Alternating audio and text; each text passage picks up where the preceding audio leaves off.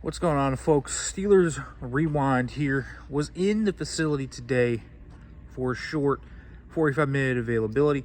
Just want to touch on a few things that I've kind of picked up on. For one, the Steelers' defense, when it comes to these communication issues, it's kind of like, what is going on?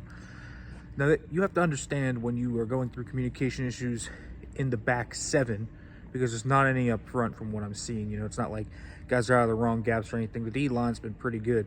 Once Patrick Queen relays the call to the defense, there are different calls. So there can be 4 other different calls. There can be a call between Minka and Elliott, a call between Queen and Wilson, Queen and Bishop, a call between the corner and the safety. There can be different calls within a call.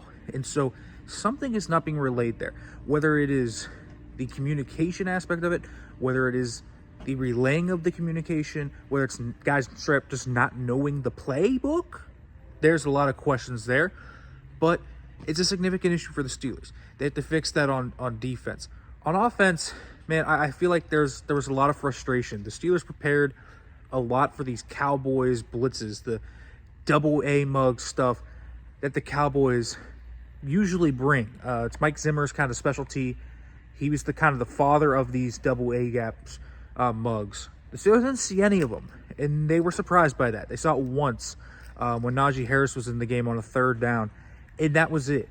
They basically copied and pasted the Colts plan. You remember back when Ben Roethlisberger was here in 2020, and the offense sputtered at the end of the year, and every team just kind of started copying what the Ravens did that one time, and then Washington won with it, and they started to kind of copy a game plan. It didn't matter what they had done before, right? They just did the same thing. They copied the game plan and said, okay, we're just going to run it. We're going to break our tendencies. It doesn't matter because this is what's stopping you. It feels like that's what the Steelers are running into right now offensively, is teams are just throwing out their tendencies, throwing out what they do, and are just kind of making the Steelers say, hey, this formula has been proven to beat you. And the Colts, and I think the Chargers even, to a little bit of a degree at times, laid out a plan that said, this can slow you down. The run blitzes specifically can slow you down. The early down run blitzes and different coverage looks can slow you down. So the Steelers certainly have lots of personnel issues to figure out, right? They're not playing super well in the secondary right now with the communication. They have a lot of injuries on the edge department.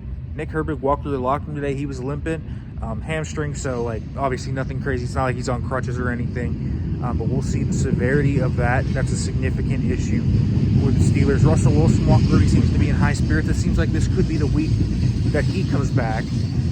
We'll see where this goes. The Steelers have a lot to figure out, folks. But wanted to do this one just to kind of give you guys some insight on some of the issues we saw on Sunday and kind of what I learned talking to some guys around the facility. Make sure to like, comment, subscribe, turn on the notification bell for more, folks.